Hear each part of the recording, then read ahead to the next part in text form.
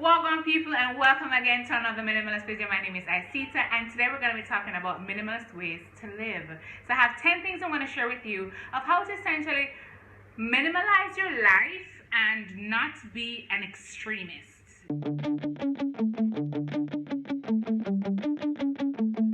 Let's get right into it. So the first things I would suggest you do is you hang your clothes. You want to hang your clothes up so you can see everything that you have, so you will have a better idea of exactly what you are wearing, what you're not wearing, what you need to use, what you need to throw away, that kind of stuff. And that's one way to also go through and declutter the things you have, because when you start to hang things, everything up, you'll start to realize that, oh my God, I haven't worn this in ages. Now don't mind the thunder, there's a storm brewing over the mountains and it may get here in the middle of this video. So I'm trying to see how fast I can get this done. Alright, the next thing is to go paperless. Now going paperless is as simple as just saying to your bank, you don't have to send me statements every month in the mail. You can just email it to me. I know most banks already have that option. All you have to do is enable it, activate it, and tell them that this is exactly where you want to go. You can also get all your bills online now or sent to your phone, so you don't have to get those bills coming to your house. You also can decide to opt out of getting a receipt when you go to the ATM machine. I recently started to do that and I realized after I stopped doing it, like, why did I even keep those receipts? I really don't go back to them and I really don't consolidate my bills that way. So I don't see the point of going to the ATM machine, taking the option to take a receipt and then throwing it out. That's just creating a lot of waste and clutter. My purse used to look this big just because I had so much bills in there. The next thing, and I do this all the time, I reuse every single jar, bottle, cup, glass that I have.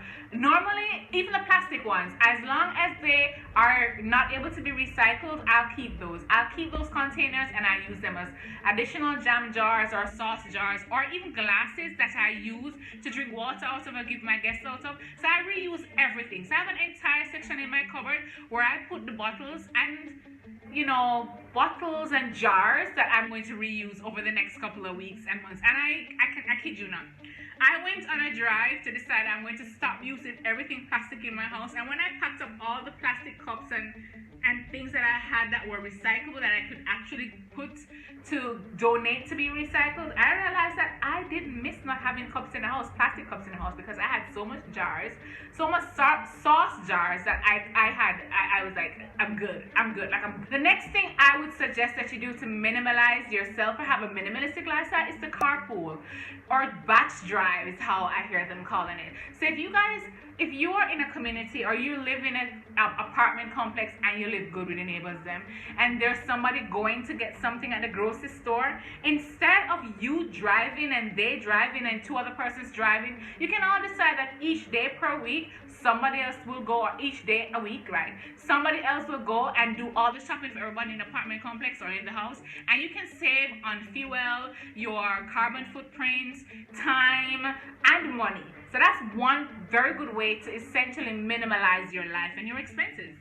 Storage containers is one other way that you can definitely minimalize your life. So I know it might sound counterproductive. You're getting rid of all these things and then you're bringing in more things. But as a minimalist or in minimalism, everything needs to have a place to go, and that's why you have that minimalistic decor that you see going on, especially in the background here. Everything has a place to go.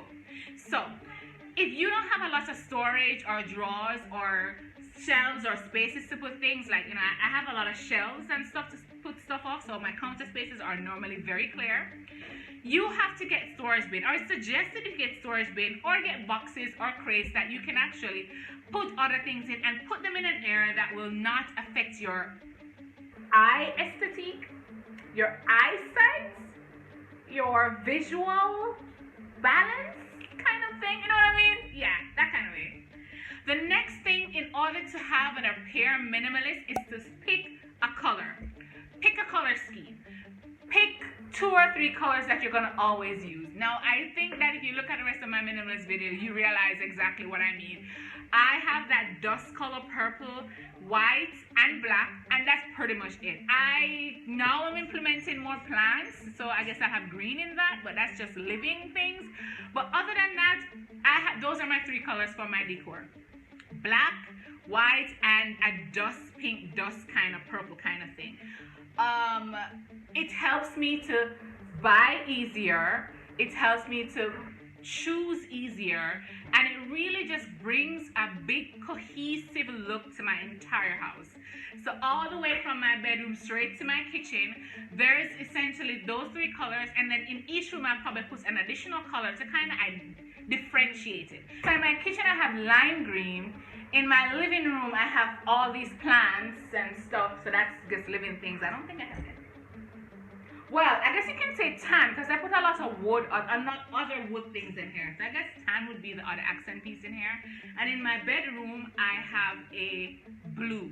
I think it's a blue in there. And I have a one piece of blue curtain. Number 7 in terms of appearing minimalist is to declutter your phone. And if you don't know how to do that, I actually have a video that you can look at right here that I did an entire 10-20 minutes of trying to show you how to declutter your phone and appear to be minimalist and have it function in such a way that it's just calming and zen and it functions for exactly what you need and nothing more.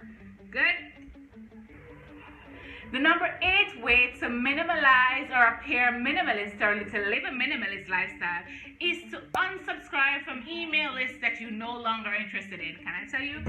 I, on a daily basis, probably get 200 to 300 emails from having an email address for the last 20 odd years and subscribing to so many different shopping sites, makeup sites, blogging, YouTubers, everything. Everything is in that email address. And over the years, I've had to create 2 or 3 more email addresses just to avoid all of that email listing, email funnel clutter that comes in there. Just go through one day and unsubscribe for all those emails that you're no longer interested in, or create a new email address. I found it easier.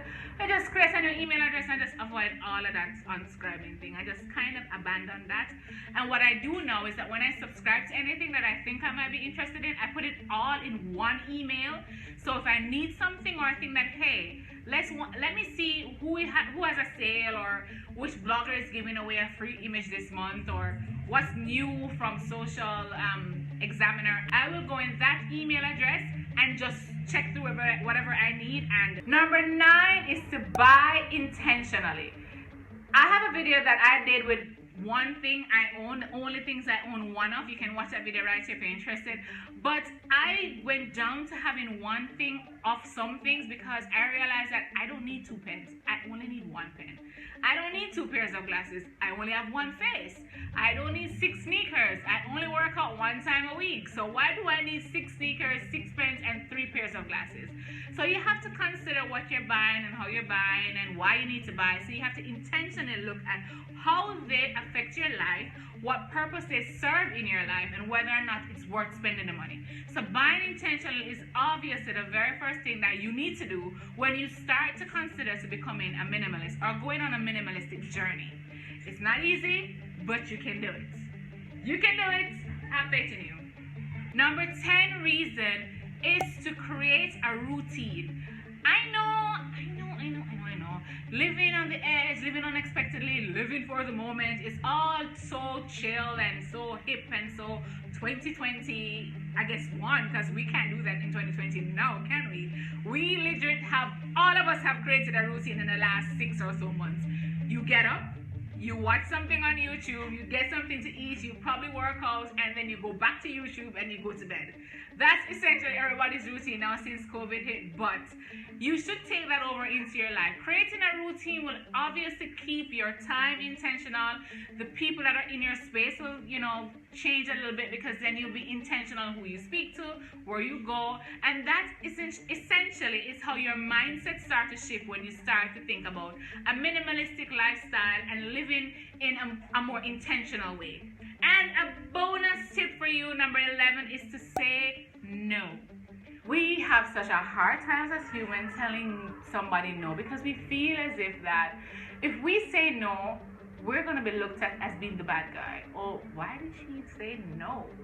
You start to think all about this. You start to think about all these things that this person might be thinking about you, and you just kind of, okay, I'm gonna do it. When really and truly you're not interested, you don't have the time, and you just don't wanna. And